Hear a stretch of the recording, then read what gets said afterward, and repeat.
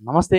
నేను మీ Gopi. Welcome back to our channel. ఈరోజు మనతోచ్చేసరికి పొలిటికల్ అనలిస్ట్ చిట్టిబాబు గారు ఉన్నారు. సార్ నమస్తే సార్. నమస్తే. సార్ తెలంగాణలో ఎంపీ ఎలక్షన్ మొత్తం ఒక ఎత్తైతే, ఒక హైదరాబాద్ ఎంపీ పార్లమెంట్ ఏదైతే ఉందో అదంతా ఒక ఎత్తు. సో, దానిలో మాధవీలత గారైతే ఒక క్యాండిడేట్ ఉన్నారు. Virinchi hospitals owners. ఆమె బాగా ఫైట్ చేస్తున్నారు. ఎవరు ఓవైసీ గారితో. సో, ఈసారి పార్లమెంట్ అక్కడ ఈ హైదరాబాద్ పార్లమెంట్‌లో మాధవీలత గారు గెలుస్తారా? గెలవరా? మీ మాటల్లో. మాధవి పెద్ద ఫైట్ ఇస్తుంది కానీ గెలవదమ్మా. హ్మ్. గెలిచేంత సీన్ లేదు. హ్మ్. అంత లోతుకి జనాల్లోకి పైపైన డబ్బుంది, గురించి హాస్పిటల్, దేవుని స్తోత్రాలు, దేవుని ఈ మాట్లాడేటో అంత మాత్రాన ప్రజలు ఓట్లేసేస్తారంటే కాదు. ఒక రాజాసింగ్ లాగా ఫైట్ చేస్తారా ముస్లిమ్స్ తోటి? లేదు. మొన్నటిదాకా ముస్లిం తోటి మంచి స్నేహంగానే ఉండేది. ఇవాళ రాజకీయాల కోసమని మాట్లాడతారు తప్పితే ప్రజలకు ఆ నమ్మకం ఈవిడ మన కోసం నిలబడుతుంది, మన కోసం పోరాడుతుందని. ఎందుకంటే ఈవిడ మీద అనేక ఆరోపణలు ఉన్నాయి. విరించి హాస్పిటల్ లో కూడా మీద కేసులు ఉన్నాయి, మూసేశారు కూడా. కరోనా టైంలో మూసేశారు కూడా అని చేసి. సో ఆమె డబ్బులు ఉన్నాయని పార్టీ ఇచ్చింది. ఇవాళ బీజేపీ ఎలా తయారైందంటే ఈ ఉభయ రాష్ట్రాల్లోనూ ఎవరు డబ్బుంటే వాళ్ళు, సిద్ధాంతం లేదు, గడిది గుడ్డు లేదు, ఎవరికి డబ్బు ఉంటే వాళ్ళకి సీట్లు ఇవ్వటం, మనకు వీలైనంత మనం దంచుకుంటాం అన్నట్టు తయారయ్యారు. అలాగే మోడీ గారు ప్రచారానికి వస్తే మోడీ గారి ప్రచార రథంలో నుంచుంటానికి 2,00,000.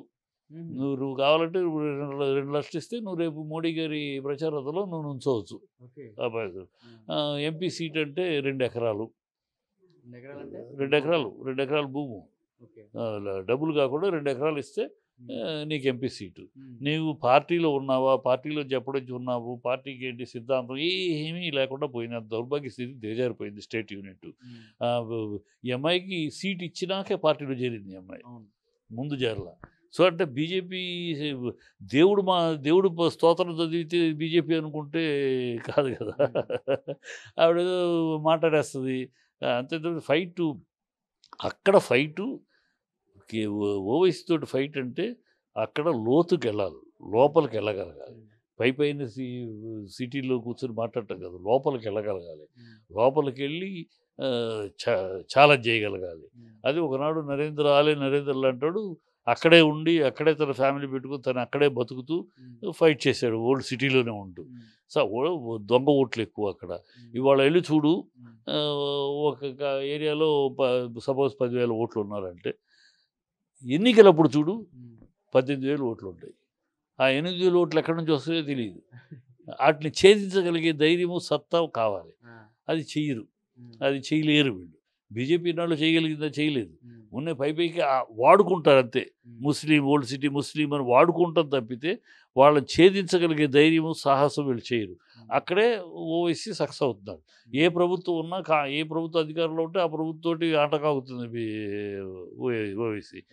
టీఆర్ఎస్ ఉంటే టీఆర్ఎస్, కాంగ్రెస్ ఉంటే కాంగ్రెస్, తెలుగుదేశం ఉంటే తెలుగు. ఏ పార్టీ అధికారంలో వస్తే వాళ్ళతో ఆటకాగుతారు. వాళ్ళ ఏరియాని వాళ్ళ గుప్పిట్లో పెట్టుకుంటారు. అది ఛేదించగలగటం ఆషామాషి విషయం కాదు. ఏదో 4 చక్కటి తెలుగులోనూ 4 దేవుని స్తోత్రాలు చదివేస్తే అది పోరాటం అనుకుంటే. ఆమె దగ్గర డబ్బులు బాగున్నాయి. ఓటుకి 10,000 ఖర్చు పెట్టేంత సత్తా ఉందని అంటున్నారు. దాని మీద ఏమంటారు? ముస్లిమ్స్ అమ్మా, అక్కడ ముస్లిమ్స్ డబ్బులకి నువ్వు 10,000 ఇచ్చినా తీసుకుంటారు. వాళ్ళు గుంపకొత్తగా వాళ్ళకే వేసుకుంటారు. అది దొంగ ఓట్లను ఛేదించకపోతే అక్కడ ఓవైసీని అరాచకాన్ని అడ్డుకుంటే కష్టం. ఈ అమ్మాయి శక్తి సరిపోదు. ఊరిని డబ్బులు ఉన్నాయి కనుక ప్రచారం బాగా చేసుకోవచ్చు. అందరితో నా రథాలు అందరూ 4 పెడితే నేను 10 పెట్టచ్చు అంతే తప్పితే షీ కెన్ గివ్ ఏది రియల్ ఫైట్ కాదు, పేపర్ ఫైట్ ఇవ్వగలరు. అండ్ ఇంకా ఎప్పటికీ హైదరాబాద్ని ఓడించలేరంటారు ఎవరు? ఎప్పుడో ఇవాళ యాక్చువల్గా బీజేపీకి చిత్తశుద్ధి ఉంటే రాజాసింగ్ని పెట్టాలి. రాజాసింగ్ని క్యాండిడేట్ పెట్టుకుంటే ఫైటు తెలిసేది నిజమేటు. దూరతాడు, లోపలికి వెళ్తాడు, అన్ని లాగుతాడు, ఫైట్ చేస్తాడు. రాజాసింగ్ని పెట్టరు వీళ్ళు. ఎందుకంటే వీళ్ళకి ఆ డ్రామా ఉండాలి అంతే, ఆ సీన్ అలా ఉండాలి, క్లాష్ అంతే. అది పెట్టుకుని వీళ్ళు బతికేస్తారు తప్పితే నిజంగా దాన్ని ఛేదించడం అనేది బీజేపీకి లేదు. అది ఛేదించడం రాజాసింగ్ని పెడతారు. రాజాసింగ్ కన్నా పవర్ఫుల్ రాజాసింగ్ దమ్మున్నాడు, నిలబడతాడు. ఓవైసీనా రాజాసింగ్ అప్పుడు తెలుస్తుంది. రాజాసింగ్ని బెటరు. వీళ్ళ దగ్గర ఉన్న అందుకనే బీజేపీ ఆ డబ్బులు రాజాసింగ్ ఇంత డబ్బులు ఇవ్వలేడు కదా ఈఎంఐ ఇచ్చినట్టు. ఈ అందుకని చెప్తాను ఉన్న డ్రామా పైన డ్రామా. రేపు ఏంటంటే ఆ అమ్మాయి ఈ ఎలక్షన్ ద్వారా మాధవీలత అనే అమ్మాయి ఢిల్లీలో కాస్త ఇన్ఫ్లుయెన్స్ పెంచుకుంటుంది.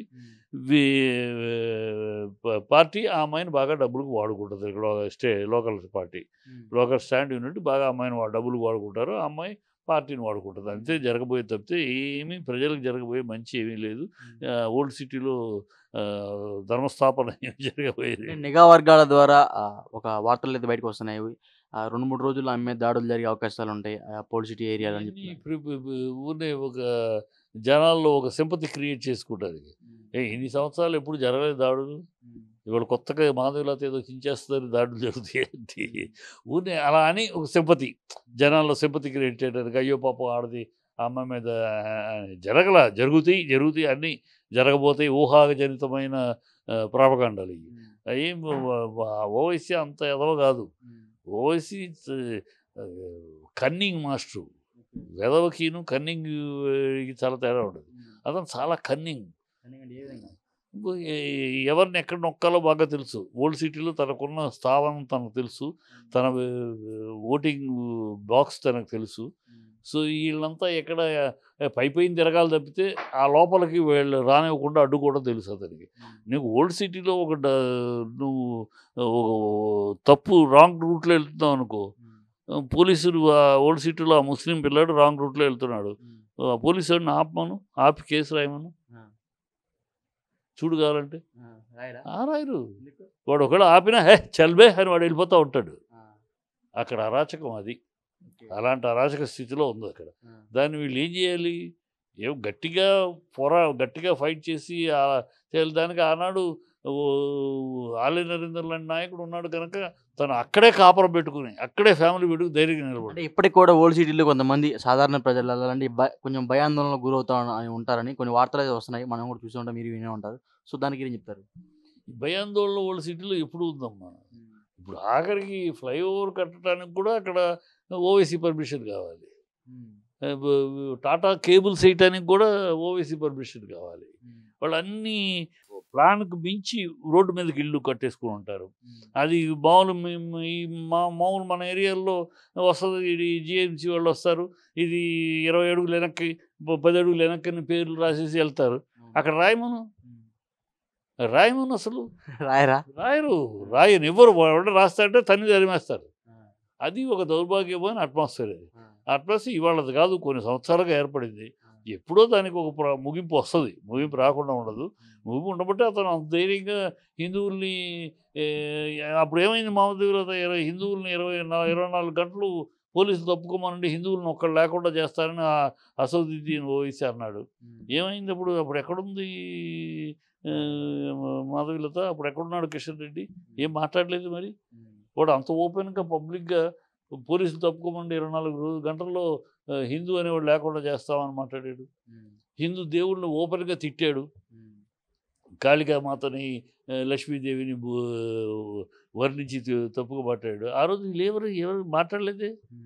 వాళ్ళ ఎన్నికలు వచ్చినప్పుడు మేము దామ్ దూమ్ అంటే కాదు. వీళ్ళ దగ్గర శక్తి సామర్థ్యాలు లేవు, మూల మాటలే, నోటి ఇది తప్పితే చేతల్లో చేతల్లో మొత్తం బీజేపీ స్టేట్ యూనిట్ ఫెయిల్యూర్. ఏ విషయంలోనూ సక్సెస్ కాదు, వాళ్ళు అన్నీ ఫెయిల్యూర్. ఇవాళ ఒకప్పుడు వెంకయ్యనాయుడు గారు, ఒక ఆలయ నరేంద్ర, ఒక విద్యాసాగర్ రావు, ఒక దత్తాత్రేయ, ఒక రవి రామారావు, ఇలా మహానుభావులు బీజేపీ సిద్ధాంతాన్ని ముందు పెట్టుకుని నడిపారు కనుక పార్టీ ఓట్లు వచ్చినా సీట్లు వచ్చినా రాకపోయినా పార్టీ బతికుంది. వీళ్ళు ఇప్పుడున్న వాళ్ళు పైనుంచి ఎవడో కూర్చోబెడితే కూర్చున్నవాడు. వీళ్ళంతా ప్రజల నుంచి వచ్చిన వాళ్ళు కాదు. వీళ్ళెవరు ఉన్న నాయకుల పేర్లు ఒక్కరు చెప్పడం ప్రజల నుంచి వచ్చిన నాయకుడు లేదు. ఒక వెంకయ్యనాయుడు కూర్చోబెడితే ఒక నాయకుడు, ఒక లక్ష్మణ్ గారు కూర్చోబెడితే ఇంకో లక్ష్మణం, ఇలా పెద్దవాళ్ళు తీసుకొచ్చి కూర్చోబెడితే తప్పితే వీళ్ళంతా ప్రజల నుంచి ముందుకు వచ్చిన ప్రజల సిద్ధాంతాలతో వచ్చిన నాయకుడు కాదు. కనుక వీళ్ళకి ఏదో మా సీటు మేము కాపాడుకుంటే చాలు, మన పోస్ట్ మనం కాపాడుకుంటే చాలు తప్పితే పార్టీ సిద్ధాంతం ఇది వీళ్ళకి చేత కాదు. వీళ్ళు చెయ్యరు. వీళ్ళు పబ్బం గడుపుకుంటారు అంతే. Okay sir, thank you sir.